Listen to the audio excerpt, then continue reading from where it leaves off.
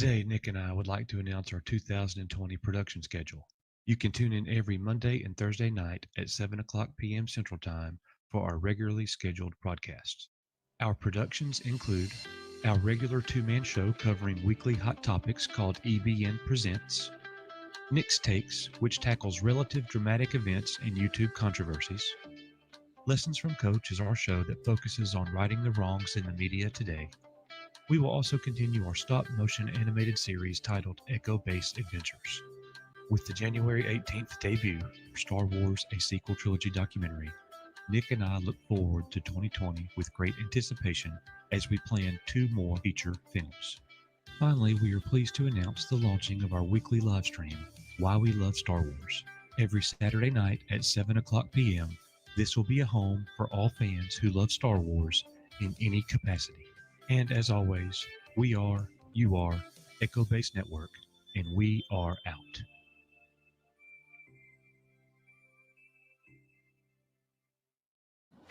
I just wanted to say thank you so much for coming by Echo Base Network. A very special thank you to all of our subscribers. You make us who we are. And if you haven't subscribed yet, we greatly appreciate your consideration. Please make sure, whether you subscribed or not, that you hit that like button and you comment below. We would love to engage with you in that way. Thank you guys so much.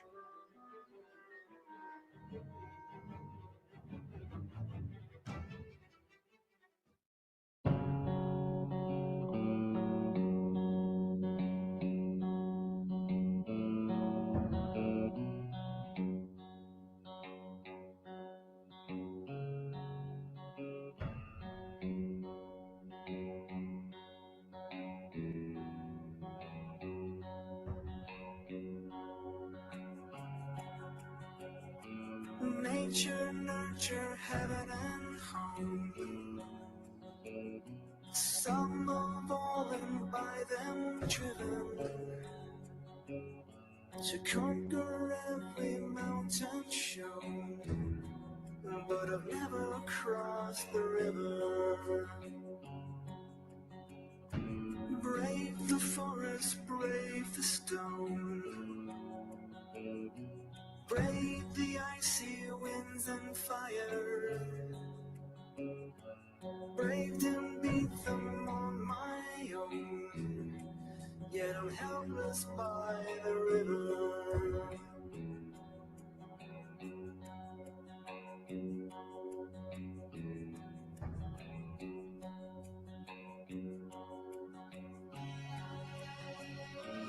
Angel, angel, what have I done? I face the quakes, the wind, the fire. I've conquered country, crown and throne. Why can't I cross this river?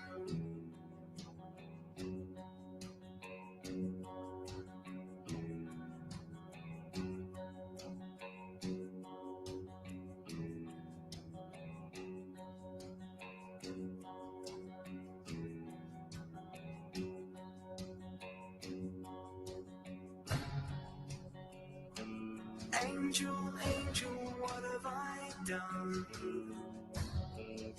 I faced the quakes, the wind, the fire.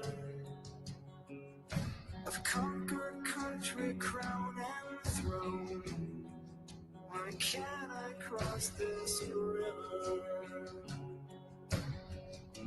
Pay no mind to the battles you've won. It'll take a lot more than rage and muscle. Open your heart and hands, my son, or you'll never make it over the river. It'll take a lot more than words and guns, a whole lot more than riches and muscle. The hands of the many must join as one, and together we'll cross the river. It'll take a lot more than words and guns, a whole lot more than riches and muscle. The hands of the many must join as one, and together we'll cross the river. Nature, nurture, heaven, take a lot more than words and guns. A whole lot more than riches and muscle. The hands of the many must join as one, and together we'll cross the river. Brave the forest, it'll take a lot more than words and guns. Brave the icy winter, a whole lot more than riches and muscle. The hands of the many must join as one, and together we'll cross the river.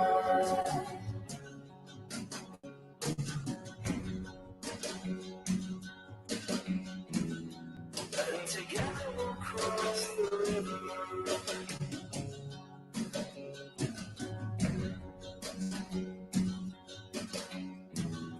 And together we'll cross the river.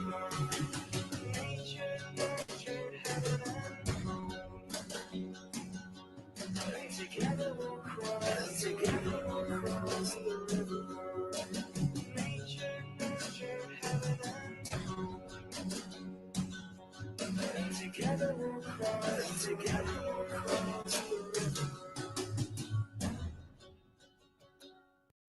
On January 18th, we will have the world premiere of our Star Wars A Sequel Trilogy documentary and our online black tie monetization party.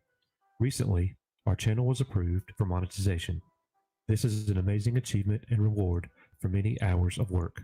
More importantly, you, our loyal fans and subscribers, took time out of your busy lives to watch our many videos. We love Star Wars, and we know so many of you do as well. To this end, we are launching our 2020 Super Chat program. Nick and I don't have to rely on Super Chats, as we are both professionally and fully employed. Therefore, our Super Chat program will focus on three things: charity, content, and community. YouTube keeps 30% from every Super Chat dollar, leaving creators with only 70%. We are pleased to announce that the remaining 70% we will allocate 20% to children's charities, 25% that focuses on our members' stories, and the remaining 25% to upgrade our production to ensure our program is at the highest quality. In the spirit of transparency, we retained an accountant who will complete financial reports as to how every dollar has been spent. These reports will also be visible for all as we launch our Echo Base Network website. Maintaining a strong relationship with you is of the utmost importance. Please let us know of your favorite charities, Star Wars stories, and any ideas on future productions you would like to see. Your feedback is always welcome and strongly considered. Let's have an amazing 2020 together, and as always, you are Echo Base Network.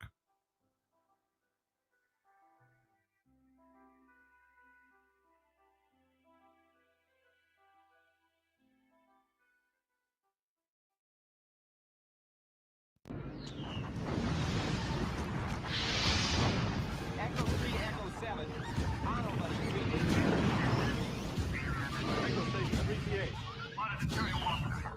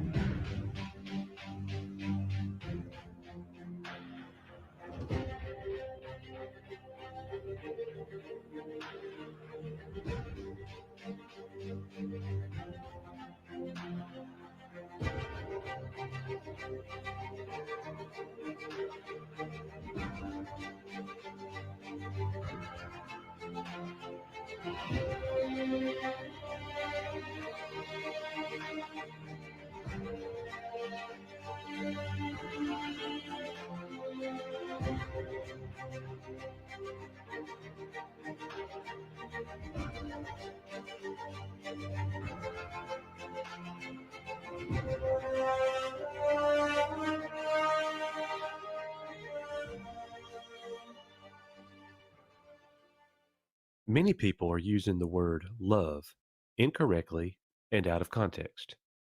We consider love to be an intense feeling of deep affection that is acted upon. With that said, we obviously all have a love for Star Wars. After all, that is why we're here. For most of us, we have loved other things in fandom as well. I love Tron, The Lord of the Rings, and The Dark Crystal. My Echo Bass partner and best friend Nick loves music in a way that goes beyond my understanding. This week, on Why We Love Star Wars, we are going to look back at an article written by Rob Wainvor of Bearded Trio podcast fame. His article titled Why Star Wars and Star Trek Need Each Other delivers a message that we think is important for all of us.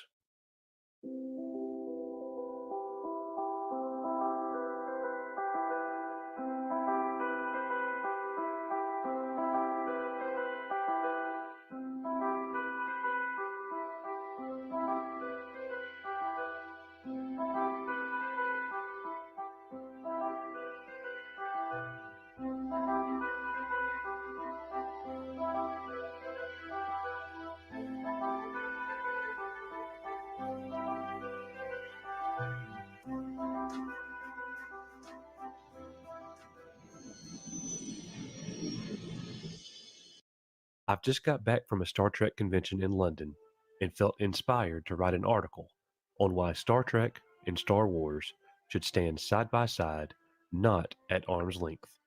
I'm proud to call myself a Star Wars fan and also a Star Trek fan. Ever since I was a child, and particularly with the advent of the internet, the two franchises have generally been seen as two camps. Either you're a Star Wars fan or a Star Trek fan. You can't be in both camps, is the general consensus with fans. I've seen fans at Comic Cons getting quite irate, explaining why their love for their chosen franchise is better than the other one. This could be seen as just passionate, and there's nothing wrong with that. But there is definitely a more serious side to the fan base, and sometimes a little ugly. On the Bearded Trio site, which I created and helped run, I cover Star Wars and Star Trek. I've had emails from Star Wars fans asking why I have Star Trek material on my site and that I should stop. I've even been called a traitor. I'm always happy to explain that I love both Star Wars and Star Trek equally, and the two are, in my opinion, closer than most people think. Yes, there are huge differences between the two. That part is obvious. Star Wars is set in another galaxy while Star Trek is set in ours.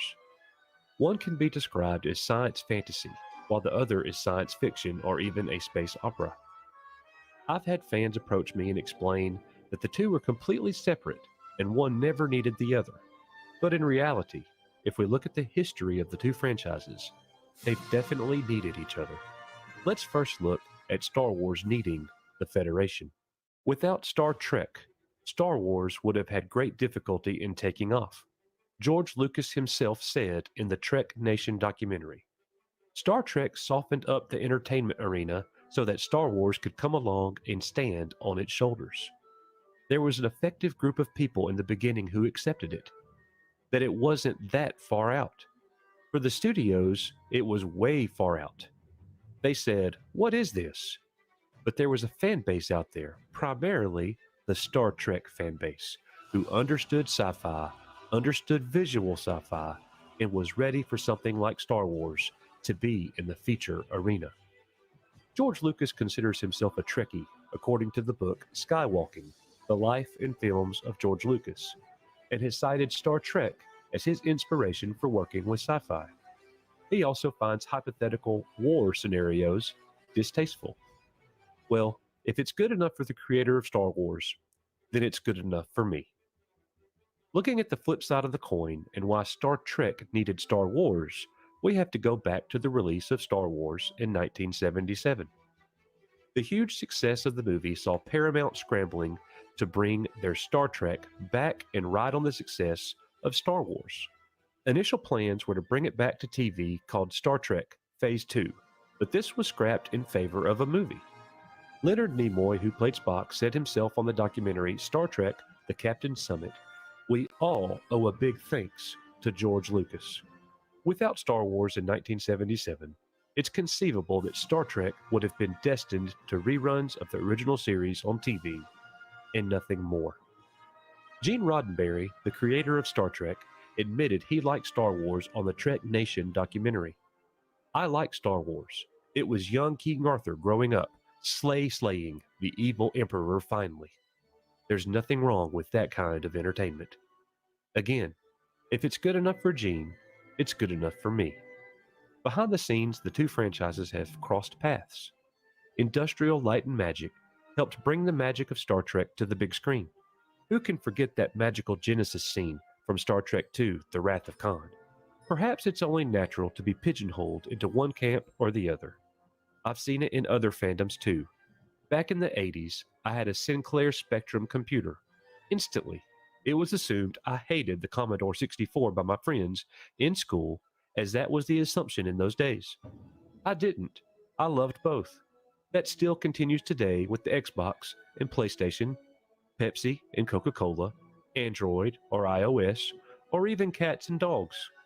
Friendly rivalry is healthy, but I also think there's nothing wrong with loving both if the quality is there, and when it comes to Star Trek and Star Wars, it is definitely there. So I have no issues with showing my love for the two. They are both important to me, and both act as a comfort blanket. The only problem in choosing which one to watch. Thank you, George, and thank you, Gene. Live long and prosper, and may the Force be with you all. Sincerely, Rob Wainfer.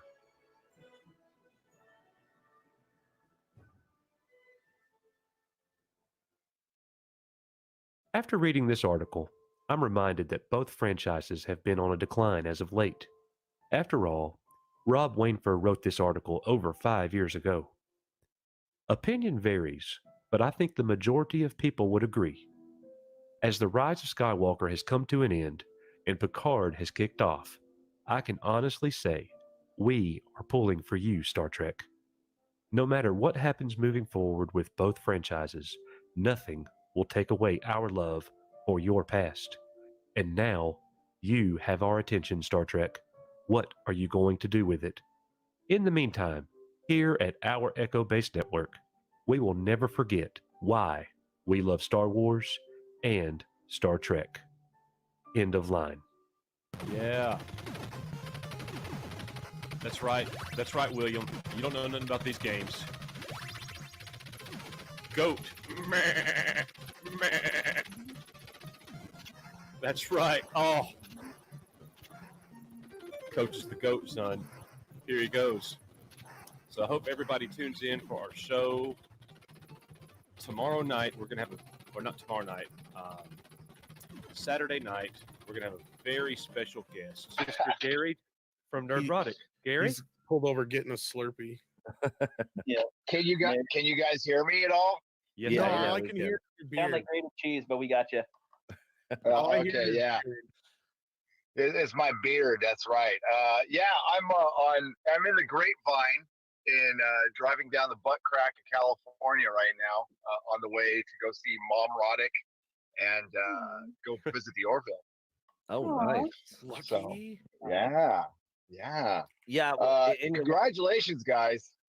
John talks, and then the next one, another one of our favorite YouTubers on planet Earth, the amazing Lucas.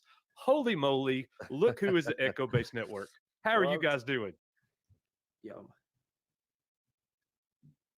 You're Can you guys hear? John. Can you hear me? Yeah, I can yeah, hear- yep. All right. Sweet. Yeah, how you guys doing tonight? That's all I care about. Forget about John Talks. I Hey. actually watch John Talks. That's the funny part. I went on. I donated on your super chat, I believe, one You time. did. I still got to get you back on that one, by the way. But yeah, I wanted to say to Echo Base Network, you guys are great, and yeah, I did not expect to be alongside this guy, so this is pretty cool to actually, get to be on the live stream with Amazing Lucas. How about There that? it is. There we go. Boom. Now Hey. it's a party. Wow. Yeah. Then you can hear me. Is that all good? Yep. Yeah. All right. Good. I'm just checking in. There we go. That's better. Now we're Nice. now we're in high The def. reason I got this pop filter right here because you have one. Oh, well, yes. Well, thank you. No, I appreciate that. But no, seriously, Lucas, I have to say that I've really appreciated your take on a wide variety of topics. I don't always agree with you, but I really enjoy your videos. I appreciate that. I just had to say, oh my goodness. I Oh want to my get a God. shirt. It makes me so just like, yo, I got to stop doing that. Well, you just mentioned bring in or bring characters together, and look who we just had pop in. Not just the narrator, much bigger than that. Everybody's overlord. All hail Doomcock. Hello, and everybody. I'm glad to be here, and congratulations, you guys, on your fantastic documentary. And thank you for letting me be a part of it. And hail to the amazing Lucas, and hail to the great Robert Meyer Burnett. Well, what we're all a hell of a guy. I bow to you, sir. I bow to you back. I'm not on camera for security reasons, but I bow to you. You are outstanding, and Free Enterprise is a hell of a movie. Oh, thank you. I hope the center of the world is warm. We hold you two in such high regard. We want to call you Mr. Burnett and Mr. Cock, okay?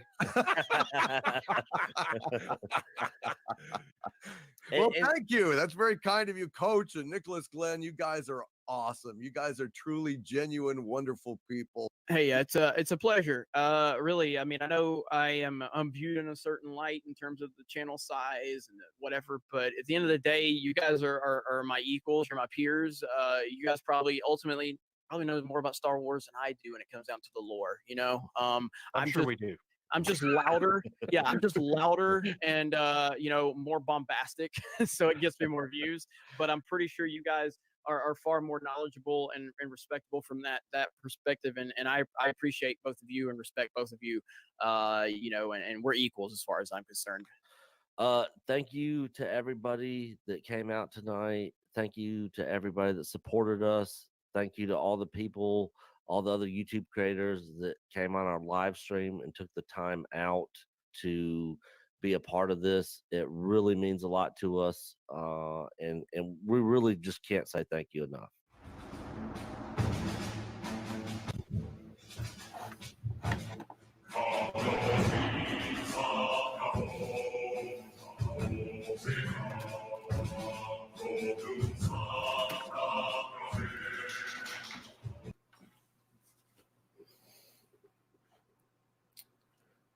Welcome to Echo Base Network, guys. How's everybody doing tonight?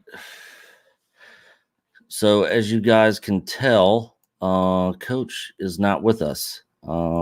So we are going to be doing this. I'm going to be doing this show with our good buddy Mexican Iron Man, who I'm going to bring in right now. Mexican Iron Man, you there? You're muted.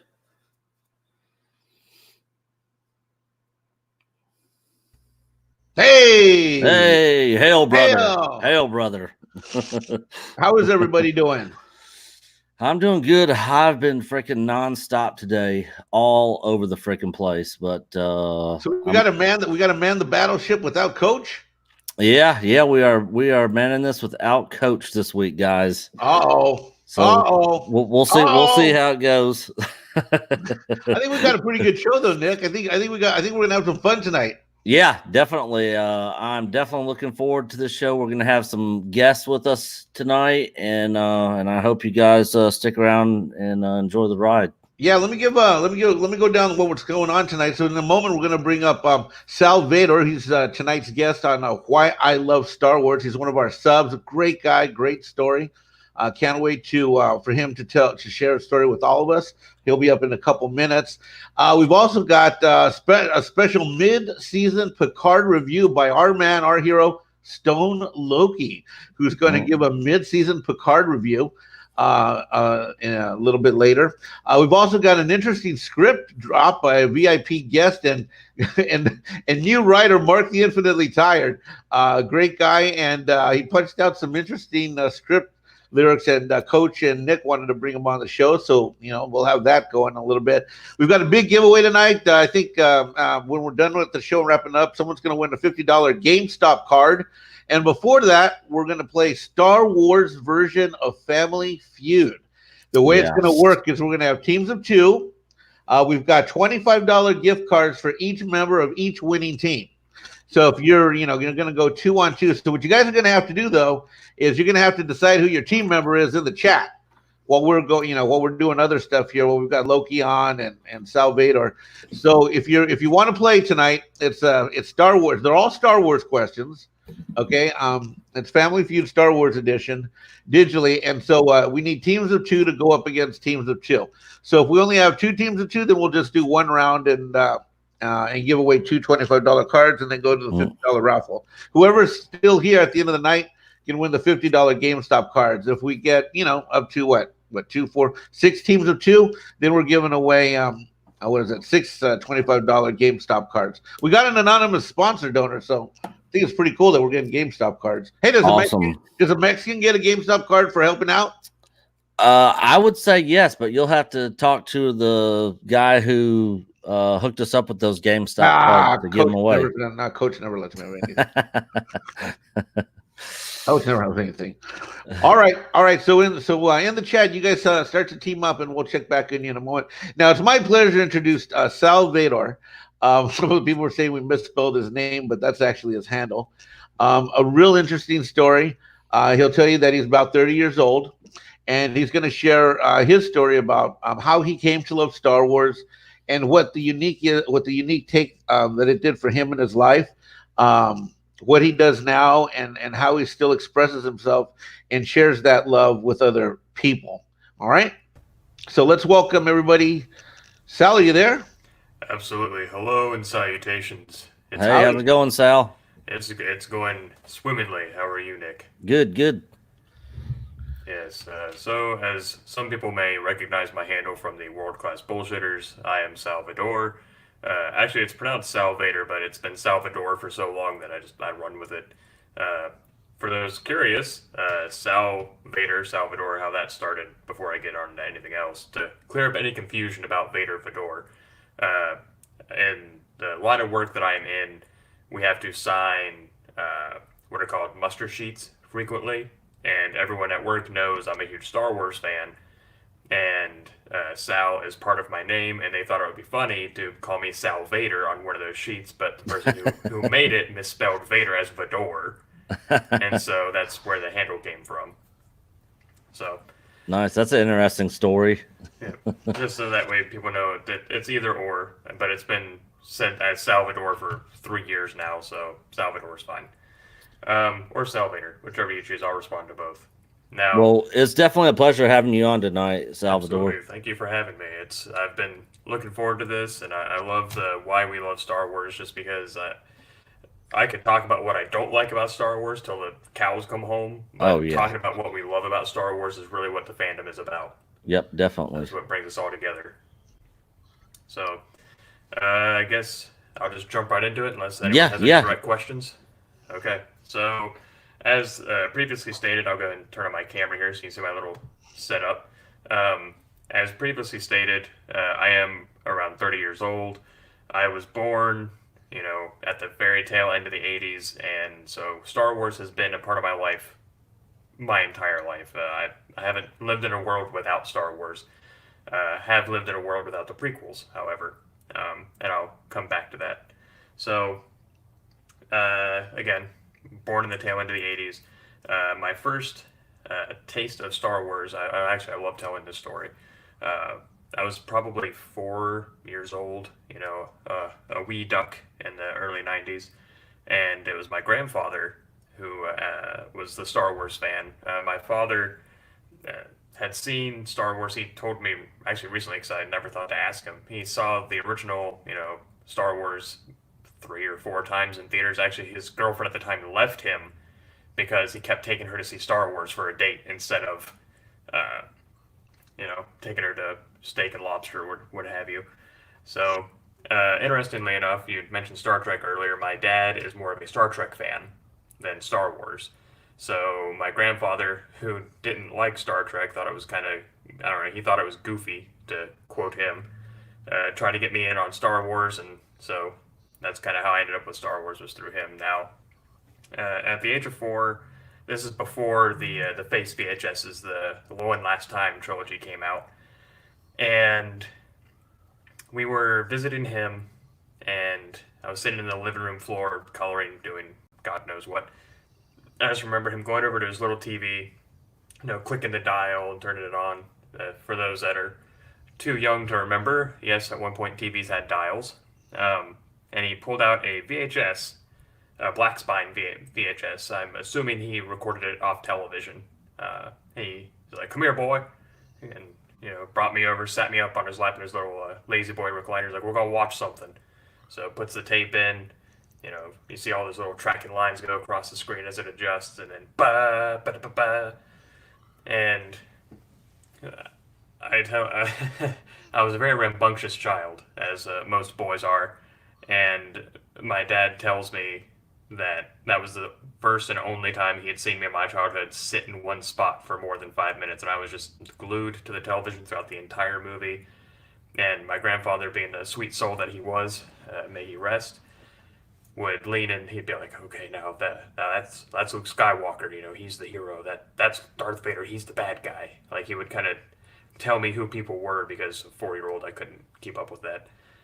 Now, Lord only knows what I was actually calling them. I remember running around the house with it was either a small broom or like a wrapping paper tube or something, pretending it was a lightsaber. So I think I was saying I was Luke Sky Vader or something. I think I couldn't say the name right. Little did I know how accurate that might have been.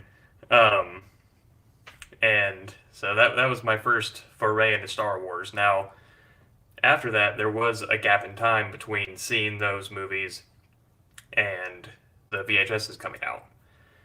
So, as one can remember, the special edition trilogy, all the not Force Awakens, dear Lord, Power of the Force or Power of the Jedi lines that had come out in the 90s, which would be these fellas here or that particular Bosk. That was kind of what kickstarted my love of Star Wars all over again, because at the age of 4, going probably age 6, 7, something like that, you forget these kind of things. And in a world, I don't know why I'm spinning that, in a world of entertainment, especially a young mind, you're always being bombarded with new things. So it was the Power of the Force toys that really got me back into Star Wars. You'll see that my desk is mostly populated by Dewbacks and Bosk. So I was one of those kids that, the Zahn books had been published in my lifetime, but I was too young to really read them or even fully comprehend what they would have even been about. So I was only aware of the movies. I didn't learn about the books until later in high school, probably. So I grew up in a world where only the movies were canon. To me, the video games, the books, the like, had always been kind of a soft canon.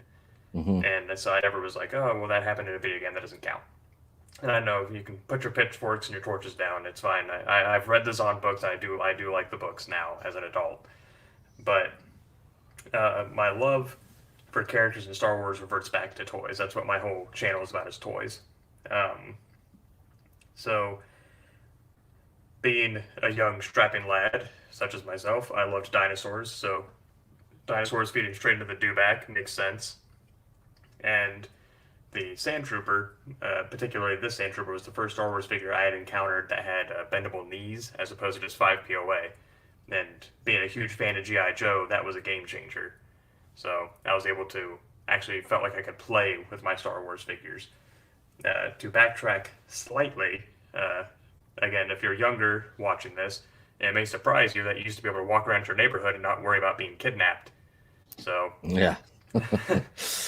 My very first Star Wars toy was technically a Klaatu from the Kenner line. Now, I didn't know that's what he was, because I'm pretty sure I'd either A, forgotten, or this event may have taken place before I saw Star Wars, but I wandered off into one of the neighbors, and I say neighbors, he's probably like a good 3-4 foot, maybe 5 football fields away neighbor. I'd wandered off over to his house, and I'd sit there, and he'd work on his lawnmower, work on a car. He was a very handy man, but he had a little bucket of toys in his garage, and I'd sit there and I'd play with them. And one day he told me I could have one, and for some reason I still don't understand, I picked Klaatu, but Bosk has been my favorite character, and I can see the similarities in that Klaatu has that kind of reptile face, and Bosk is more or less a reptile, and tying back again to the dewback and dinosaurs and the like. So playtime for me kind of established favorite characters. So Bosk has, what would you say, a combined screen time of 1.5 minutes, maybe, Yeah. in the original trilogy, but clearly I have a love affair with Bosk, and the same with the dewbacks, which show up for a combined time of probably 45 seconds, not counting all the new updates and new edits and all that. But it's the playtime, it's the innocence, it's the imagination that these toys and these characters capture, and they kind of promote, that allows me to hang on to favorites or just have a favorite because reasons, without being like, oh, I like, he did this very specific thing in this very specific issue of the Dark Horse comics or what have you. Now, moving on to the prequel era, I was, it was 1999, so I was probably 10 or 11 when episode 1 came out, and I was one of those kids who, again, you can put your pitchforks down. I liked Jar Jar Binks. I'm not going to apologize for it. I was that right age, and it was around that time that also the 2000 X-Men movie had come out, and Toad was my favorite character from that, and he had a really long tongue, so that was my connection to Jar Jar Binks. Coincidentally enough, he was played by Ray Park, who was Darth Maul, so a couple connections there. But so I saw episode 1, Darth Maul, I thought was so cool, loved Qui-Gon Jinn. I still love the prequels. I'm a defender. I'm not one of the. It was a very popular opinion to just hate on them, just to hate on them. I understand that there are huge flaws with the prequels. I get it. They're not perfect movies by a long shot, but I think they're great stories told poorly. I have a clone and my favorite Jedi from that era, Kit Fisto here. Again, Kit Fisto is my favorite. He has probably 2 minutes total screen time through the entire prequel trilogy and gets killed within 7 seconds of fighting Palpatine. But he's got green head tentacles. He looks cool. So that was my favorite. And he kind of represents... I'm getting ahead of myself. I'm sorry. So backing up, saw episode 1, loved it. I saw it probably 5 or 6 times in theaters, I think, with various friends and relatives. I remember... I'm sure you can remember the Pepsi cans that had the logos and the characters on them. Yep. I think Darth Maul was like Pepsi caffeine-free diet or some weird flavor. And I remember begging my mom to let me buy a case of that so I could get Darth Maul. And she was like, you don't even like that. I was a strict Mountain Dew kid. So I got a lot of, I think it was R2 and maybe Mace Windu on the Mountain Dew cans. But yeah, so I remember all the merchandising, all the hype, and how, like, I didn't see until much older all the backlash and all the stuff that people didn't like about it because all my friends liked it. We were little kids. We ate it up. Episode 2 came out, and I'd mentioned earlier that my dad was more of a Star Trek fan, but he had seen Star Wars, and he liked Star Wars. He just liked Star Trek, like, maybe that much more. And as most teenage boys do, you don't get along with your father. You butt heads because testosterone and mood swings and the like. But the one thing we always came back together over was Star Wars.